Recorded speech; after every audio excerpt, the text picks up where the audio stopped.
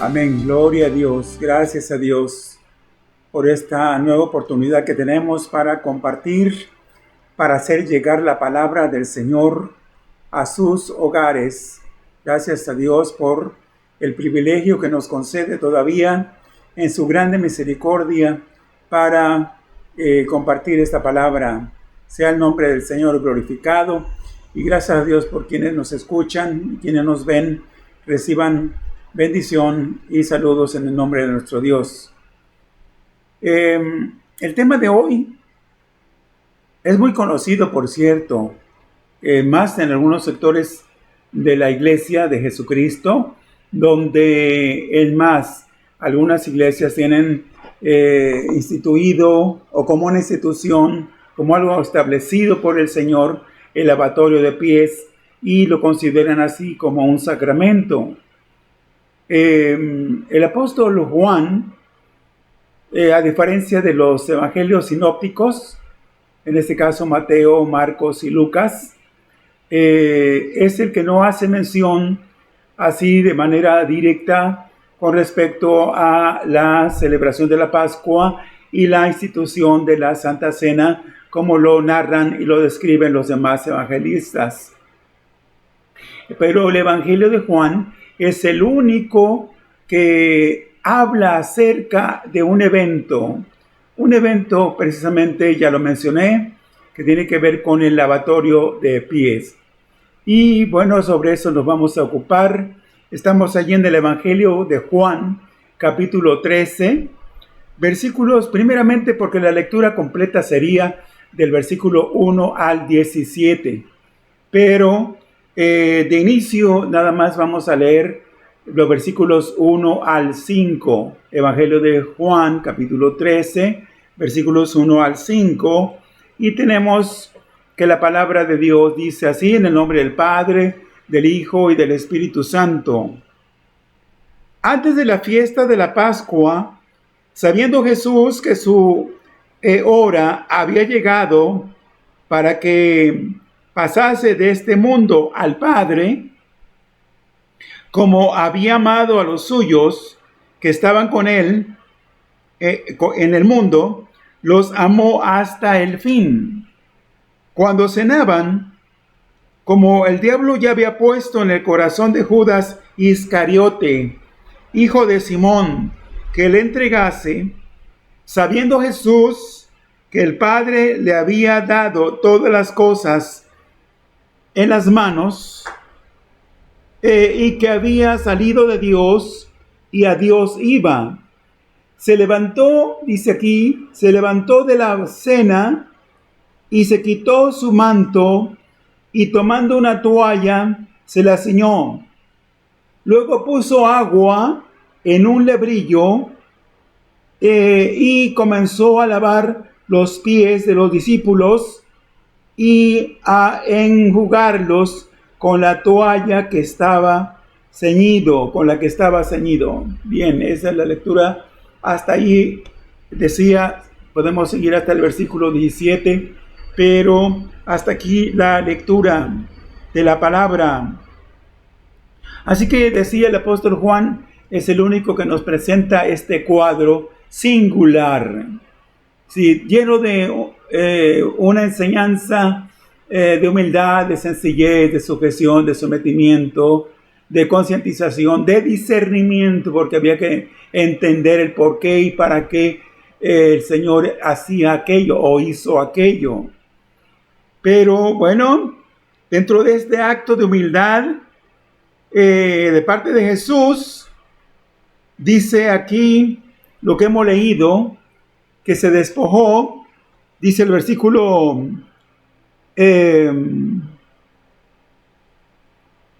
4, se levantó de la cena y se quitó su manto. Sí, el manto era una especie de como de capa que sobre la ropa normal se usaban o se usa todavía dentro de las costumbres judías.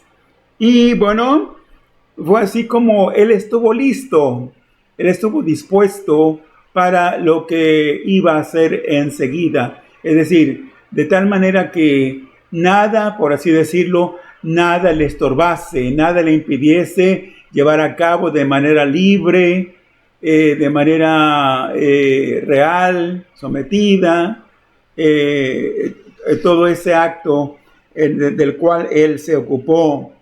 Y bueno, decimos que esta era una costumbre, por cierto, dentro de los judíos. El lavar los pies era una costumbre. Sí, era cuando alguna persona, algún invitado, algún visitante llegaba a la casa de algún amigo, de algún conocido, bueno, en este caso el anfitrión, no era el que salía a recibirle, por así decir, a la puerta y ya dispuesto para lavarle los pies al visitante. No, enviaba o comisionaba, le daba instrucciones precisas a su criado o a su esclavo para que éste lo hiciera. Así que ya de por sí aquí vemos el acto de humillación hasta donde, siendo el Hijo de Dios, siendo el Rey de Reyes y Señor de Señores, el eterno, el glorioso, el majestuoso Cordero de Dios, enviado del cielo, hasta donde él se humilló. Sí.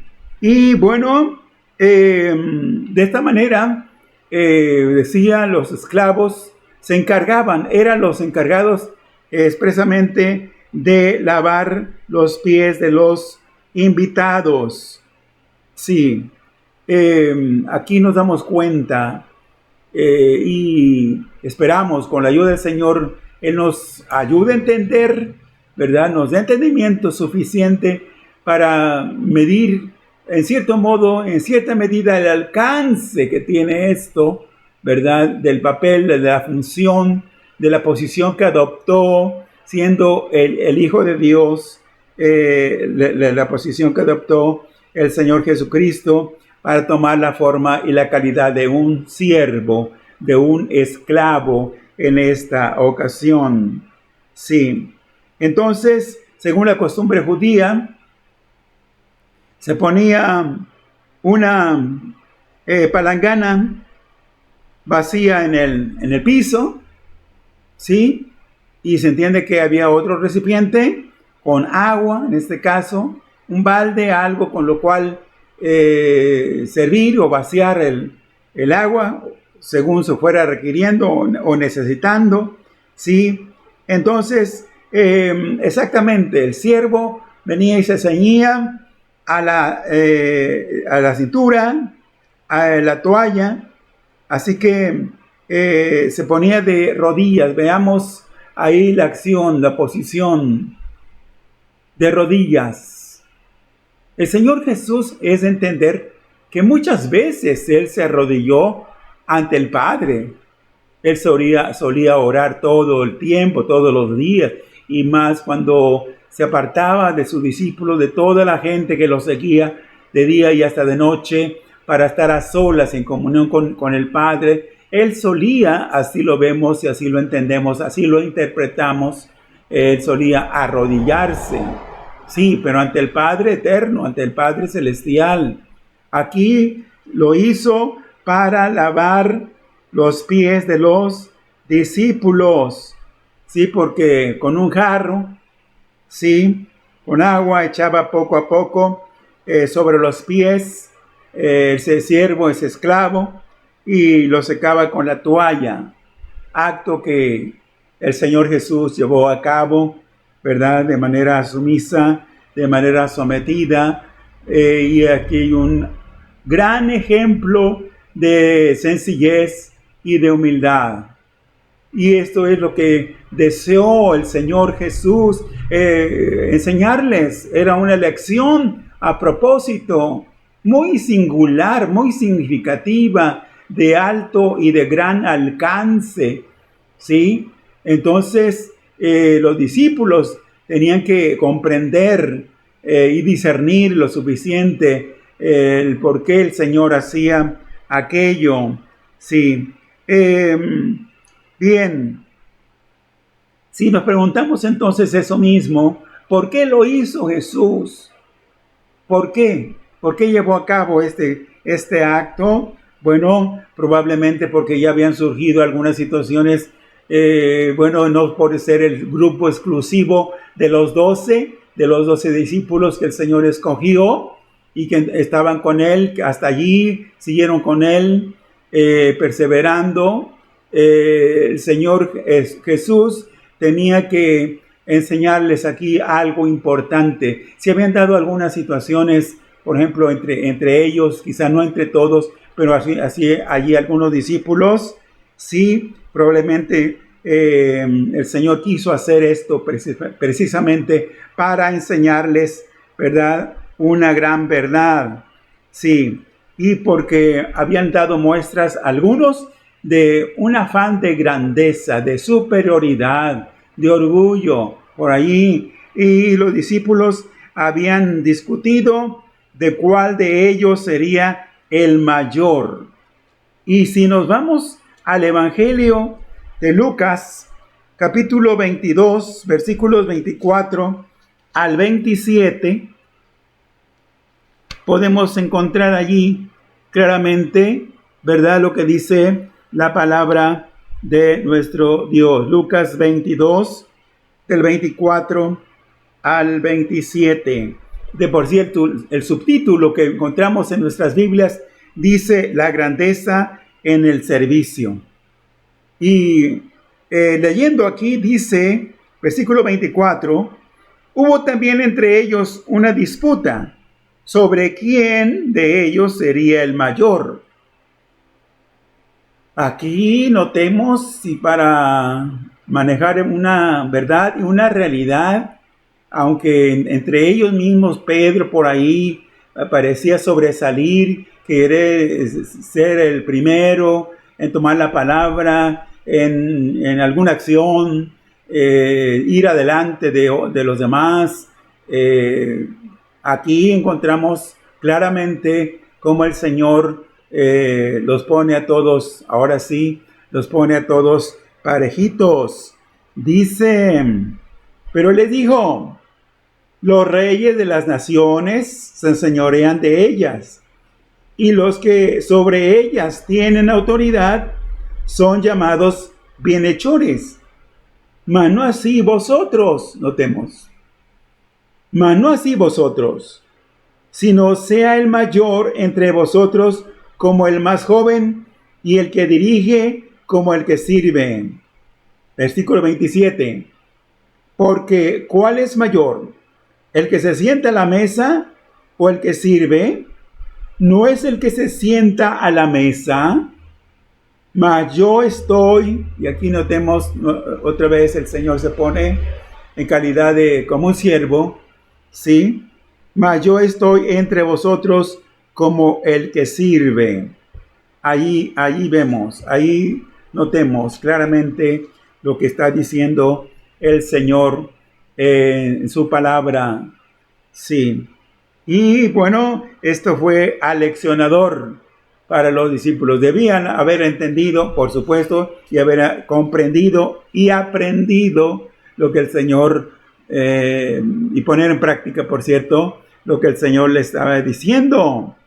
Y por ahí otros dos discípulos, Jacobo y Juan, tenían la pretensión, pues nada más y nada menos, de ocupar los primeros lugares en la gloria eterna. Sí, por cierto, al lado del Señor Jesús. Yo he mencionado en algún momento que, bueno, con referencia al lado y la diestra, la mano derecha o el lado derecho del Padre, ese lugar ya está ocupado. Lo ocupa el Señor Jesús. Sí, pero bueno, aquí tenemos en Marcos, ahora en Marcos capítulo 10, versículos 35 al 41, que la palabra de Dios nos dice lo siguiente. Marcos 10, sí, del 35 al 41. Leyendo dice, y el subtítulo dice: petición de Santiago y de Juan. Entonces Jacobo y Juan, hijo de Zebedeo, se le acercaron, diciendo: Maestro, querríamos que nos hagas lo que pidiéremos. Él les dijo: ¿qué queréis que os haga? Ellos le dijeron, miren la petición, el pedimento, la súplica: concédenos que en tu gloria nos sentemos el uno a tu derecha y el otro a tu izquierda. Qué petición, ¿verdad? Todos como creyentes, aún en caso nuestro, estamos acostumbrados a hacer peticiones, a presentar peticiones y súplicas y ruegos ante el Padre eterno, ante el Padre celestial, por medio de Jesucristo, ¿sí? Y no sé, por cuanto ya está registrado aquí en el Evangelio, ¿verdad? Yo creo que nos hemos abstenido de hacer una petición semejante. Pero aquí Jacob y Juan no se midieron, sí, conscientemente queriendo dejar atrás o de lado o ignorando, pasar por alto a sus compañeros y queriendo apartar ya de por sí esos sitios privilegiados, esos lugares distinguidos. Bien, pero versículo 38, entonces Jesús les dijo: no sabéis lo que pedís.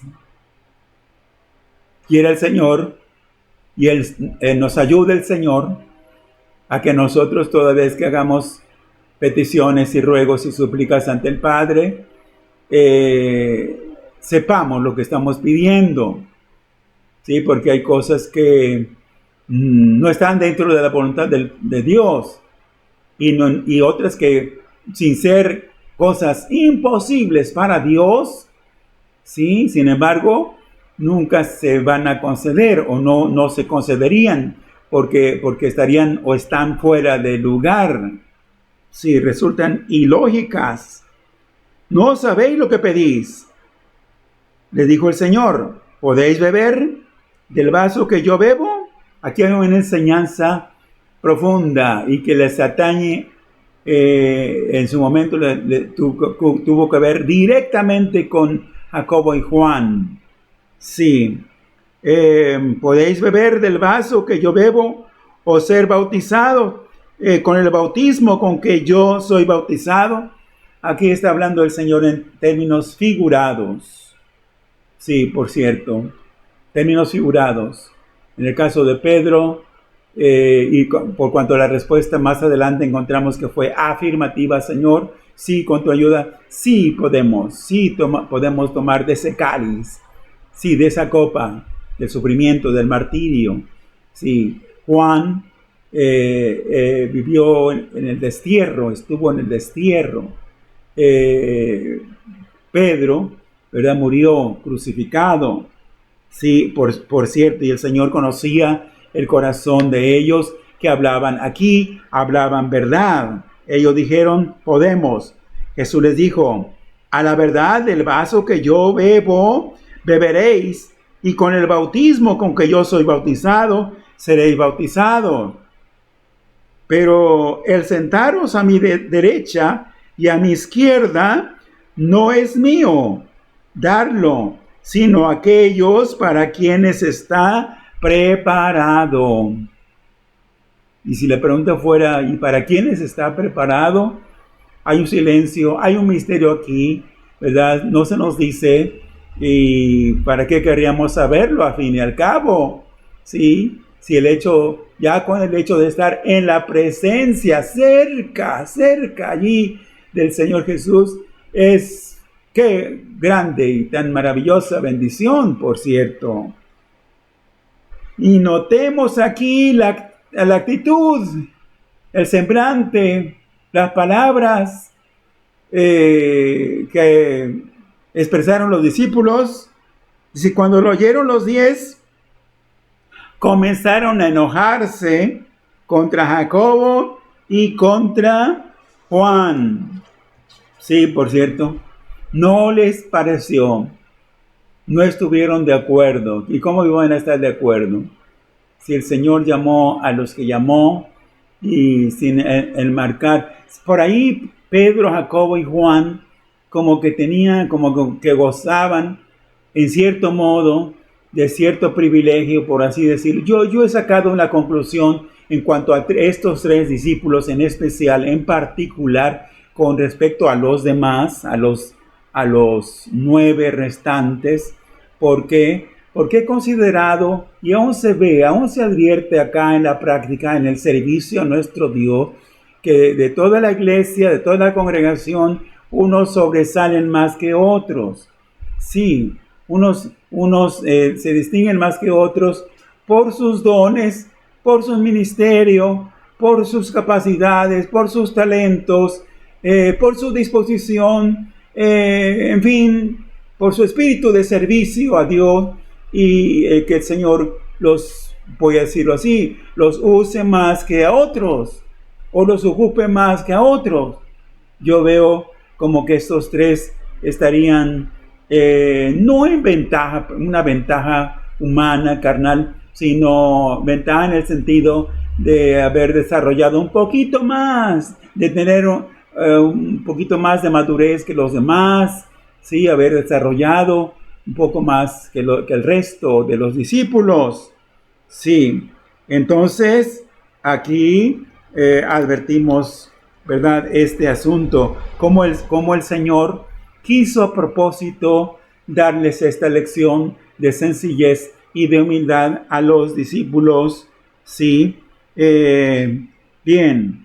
Ahora, ¿cómo debe entenderse la actitud de Pedro en particular? Porque por ahí, de manera sorpresiva, era así, Pedro arrojado, atrevido,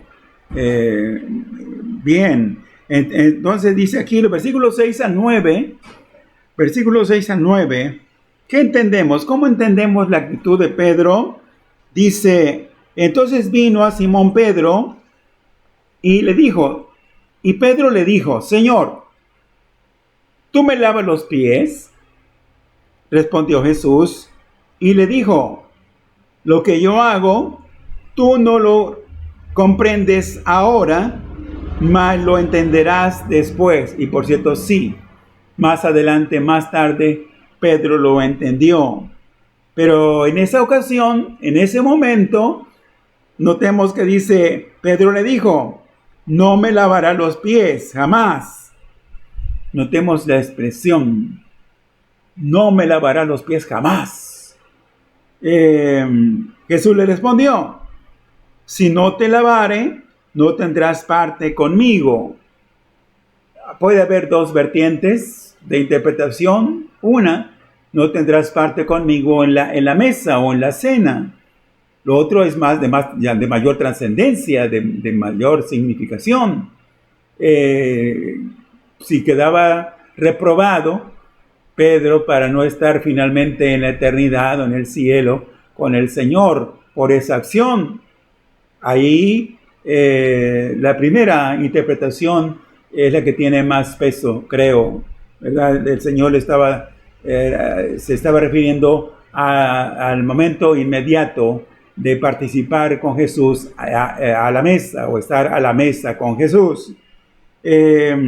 Pero dice aquí, versículo 9, le dijo Simón Pedro, Señor, y aquí ya vemos a un Pedro preocupado, afligido, pensativo, meditabundo, ensimismado en cuanto a reflexionar y decir, bueno, ¿qué alcance, qué repercusión tiene esto que me acaba de decir el maestro?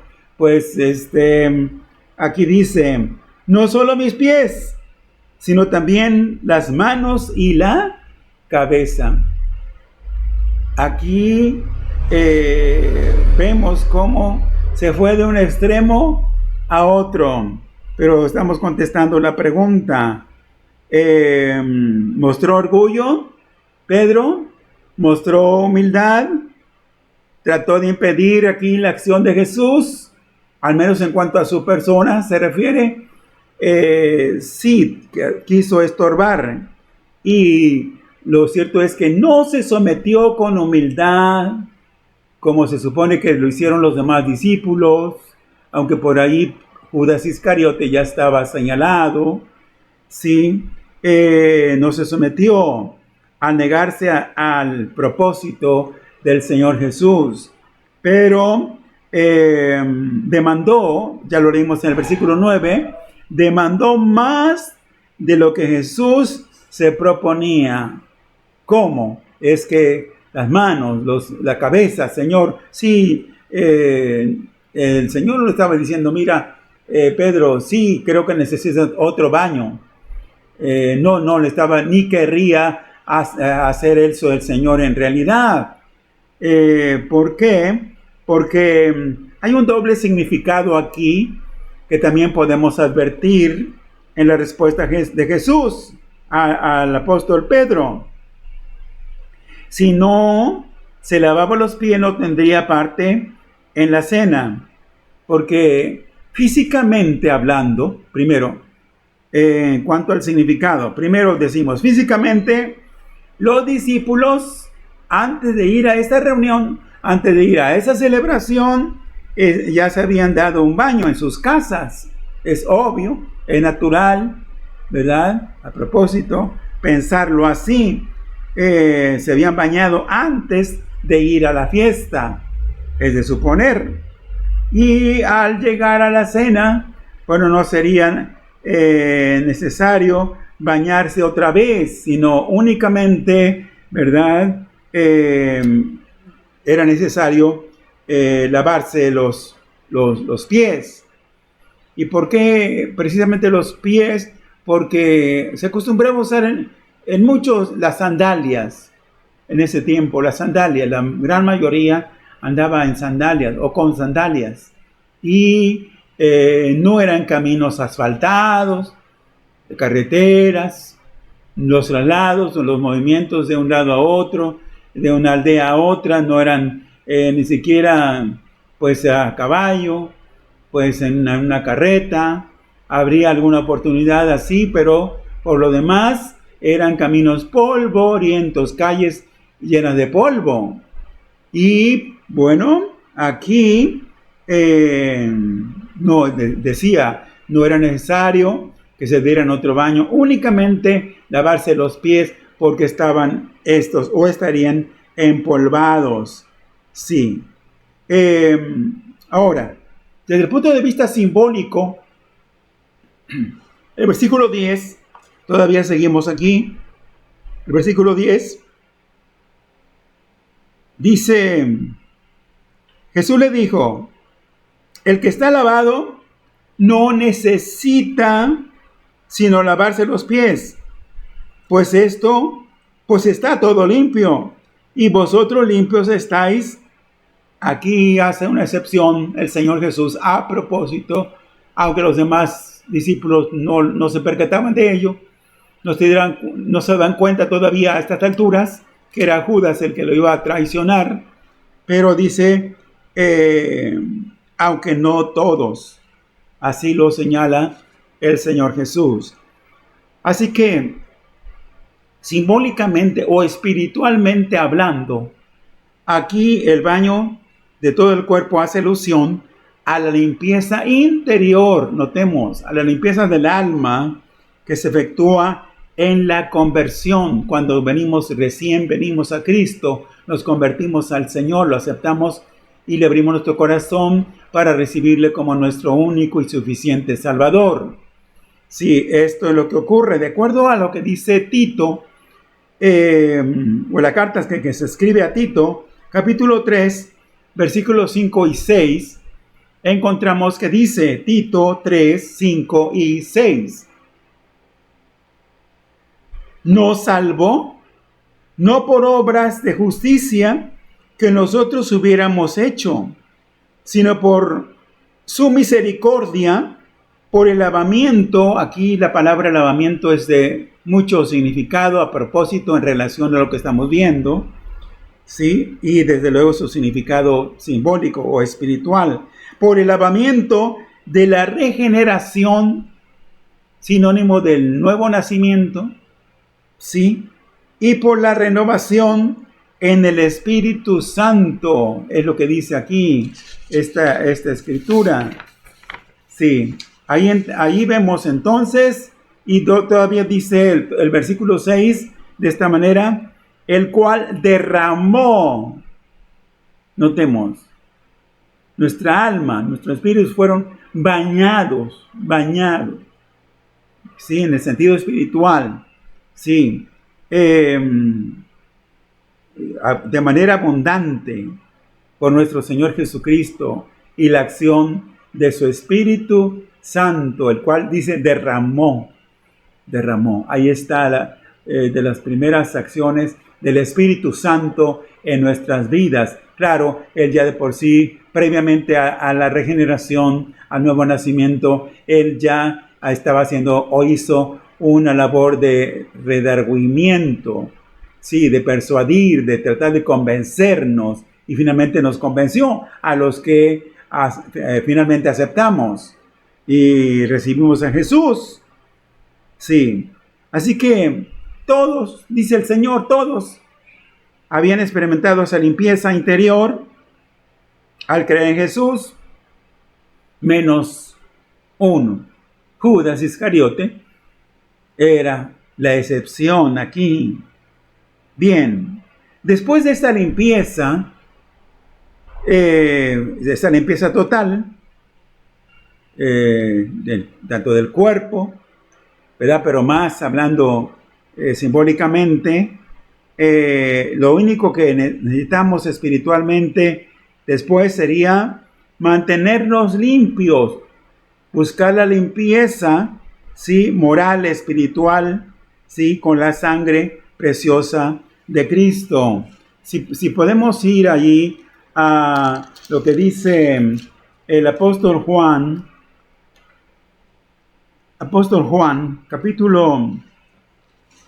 capítulo 1, versículos 7 al 9, o al 10 podemos leer. Dice aquí, ¿sí? Lo que es necesario, sinónimo de lo que significa físicamente lavar únicamente los pies a alguien que ya se bañó previamente. Sí, entonces aquí lo que necesitamos es mantenernos limpios. Sí, eso es. Dice 1 Juan, capítulo 1, versículos 7 al 9 o al 10. Pero si andamos en luz, como Él está en luz, tenemos comunión unos con otros. Y la sangre de Jesucristo, su Hijo, nos limpia de todo pecado. Si decimos que no tenemos pecado, nos engañamos a nosotros mismos y la verdad no está en nosotros. Si confesamos nuestros pecados, Él es fiel y justo para perdonar nuestros pecados y limpiarnos de toda maldad. Si decimos que no hemos pecado, le hacemos a él mentiroso y su palabra no está en nosotros. Y todavía se podría agregar el versículo 1 del capítulo 2, ¿verdad? Pero aquí tenemos cómo, y esta enseñanza, esta instrucción, este acto de humildad, sencillez y lo que contenía, lo que contuvo, todo esto era aleccionador, por cierto, para los discípulos, y ellos tenían que haberlo entendido, o lo entendieron, como el Señor se lo dijo a Pedro. Sí, entonces cuando confesamos, cuando renovamos nuestros votos al Señor, ¿verdad? Y esto se supone que es diario, se nos lavan nuestros pies, puesto esto entre comillas, ¿sí? Y Él nos limpia para que nuestro andar sea un andar conveniente, a propósito, delante de Él. En este lavamiento diario, es el que nos mantiene en condiciones de relación, de comunión, ¿sí? De compañerismo con Cristo, sí, cosa que todos deseamos, cosa que todos anhelamos, por cierto, y que todos debemos procurar. Sí. Bien, en este pasaje que acabamos de estudiar, Juan describe los 3 estados de Cristo. Vamos a ver otro significado también importante. También importante. ¿Sí? Juan describe 3 estados de Cristo en el pasaje que nos ha ocupado. Sí, pero quiero que vayamos a Filipenses 2. ¿Sí? Filipenses 2.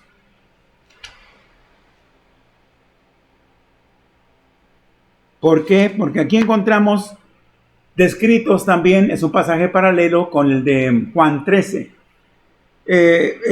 Aquí encontramos escritos los 3 estados de Cristo. Sí, miren, Filipenses 2, versículos 6 al 11. Sí, dice, del 5 al 11. Haya pues en vosotros este sentir que hubo también en Cristo Jesús, el cual siendo en forma de Dios, o siendo Dios mismo, no estimó el ser igual a Dios como cosa a que aferrarse. Aquí vemos su estado de glorificación en la eternidad. Sí. Pero luego cambia la acción, la descripción, el señalamiento cambia, ¿verdad? En el versículo 7, porque dice, sino que se despojó a sí mismo, tomando forma de siervo, hecho semejante a los hombres. Notemos el paralelo. Se despojó, allá el Señor se quitó su manto, se levantó de la mesa, dejó la mesa, se quitó su manto. Aquí dice, sino que se despojó a sí mismo, tomando forma de siervo, hecho semejante a los hombres. Y enseguida encontramos otra acción aquí. Y estando, versículo 8, y estando en la condición de hombre, se humilló a sí mismo, haciéndose obediente hasta la muerte y muerte de cruz. Sí, no solo bajó del cielo, no solo vino, no solo se humilló, sino que todavía descendió más abajo en cuanto a su entrega, su sometimiento, su obediencia al Padre a favor nuestro o por causa nuestra. Sí. Ahora, una vez que ya el Señor cumplió ese ministerio, esa misión, esa encomienda especialísima, dice el versículo 9, por lo cual Dios también le exaltó. Sí, notemos, estado de glorificación, de humillación y de exaltación. Sí. Entonces aquí dice, por lo cual Dios también le exaltó hasta lo sumo y le dio un nombre que es sobre todo nombre, para que en el nombre de Jesús se doble toda rodilla de los que están en los cielos y en la tierra y debajo de la tierra. Sí, los que están en los cielos, los ángeles, en la tierra, por los seres humanos, y debajo de la tierra estarían incluidos los demonios mismos. Sí, y toda lengua, dice, confiese que Jesucristo es el Señor para gloria de Dios Padre. Ahí tenemos entonces descrito en este pasaje de Filipenses 2 los tres estados de Cristo. Pero yéndonos finalmente de nuevo a Juan 13, aquí encontramos su estado de glorificación. Sí, versículos 3 y 4. Sabiendo Jesús que el Padre le había dado todas las cosas en las manos y que había salido de Dios y a Dios iba, se levantó de la mesa, es decir, dejó su lugar allí, se quitó su manto y tomando una toalla se la ciñó. Sí, Cristo estaba con Dios, salió con Dios, vino a esta tierra, sí, y ya de los versículos siguientes encontramos su estado de humillación.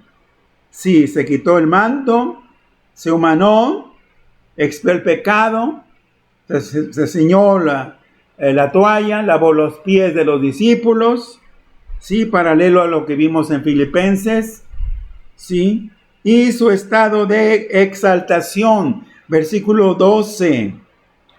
Así que después que les hubo lavado los pies, tomó su manto, sí, su posición, su carácter de realeza como hijo de Dios, sí, volvió a la mesa. Aquí encontramos. Volvió a la mesa, es lo que dice esta escritura. Terminó, es así como el Señor Jesús, apoyándonos en estas ilustraciones claras, precisas, suficientes, llevó a cabo su obra redentora, tomando como base, como referencia, como ejemplo, el hecho de que Él lavó los pies a sus discípulos y, bueno, Él finalmente ascendió a los cielos, ocupó su lugar en la gloria eterna, ¿sí? Cuando Él volvió a la mesa, dice ahí lo que leímos. Así que este ejemplo singular, significativo, lleno de una trascendencia muy valiosa, de una enseñanza muy valiosa para nosotros, ¿sí? Todos debemos, de alguna manera, imitar el ejemplo de Jesús, quienes lo hemos hecho, ¿verdad? Más de una ocasión, ¿sí? Hemos tratado de aprender esa lección, hemos tratado de comprender con qué espíritu, ¿verdad? Con qué hay disposición y con qué entrega, con qué actitud lo hizo el Señor Jesús. Alguien ha preguntado, alguien ha comentado, bueno, ¿y qué se deba decir si es que esto es algo así como un sacramento? Que para un gran sector de la iglesia no es un sacramento, ¿sí? No lo es. Pero, ¿qué se deba decir? ¿Qué palabras se deban pronunciar? Y yo llego a la conclusión y digo, ninguna palabra. Sí, ese acto debe ser llevado, previamente debe haber esta lectura, otros pasajes que nos hablen de la obediencia, de la sencillez, de la humildad, en fin, pero durante el acto creo que debe haber meditación, reflexión, sin pronunciar palabra por parte de aquel que esté haciendo este mismo acto, ¿verdad? Lavando los pies de los discípulos. Sí, pero en la historia de la iglesia, en un principio, cuando menos encontramos primera carta a Timoteo 2, 41 y 42, por ahí una referencia aislada, pero debe haber sido algo que más de una mujer, en este caso Pablo señala a las viudas allí, ¿sí? Dice que hay alabado dentro de algunas cualidades o características de las viudas reales o verdaderas o auténticas, como dice Pablo, ¿sí? Pues dice que hay alabado los pies de los santos, ¿sí? Así que esta acción, esta obra, no solo queda para que los varones, son los varones los únicos que deben lavar los pies a los demás hermanos, a los demás creyentes. No, también las mujeres están incluidas aquí. Bien, entonces la próxima vez que se practica en la iglesia el lavatorio de pies, sería bueno tomar en cuenta la recomendación de Jesús. Sí, la actitud, la disposición, el espíritu de sencillez y de humildad. Que el Señor prospere esta palabra, que el Señor bendiga y enriquezca más esta palabra en nuestros corazones, en nuestras vidas, y que sea útil, sea de edificación, de ilustración, sí, para que en algún momento todos, y por qué no, todos, con ese espíritu de sencillez y de sometimiento, lavemos los pies de los hermanos en la fe. Que Dios nos bendiga, Dios nos guarde, Dios sea con todos nosotros, es mi deseo y es mi oración. Amén y amén.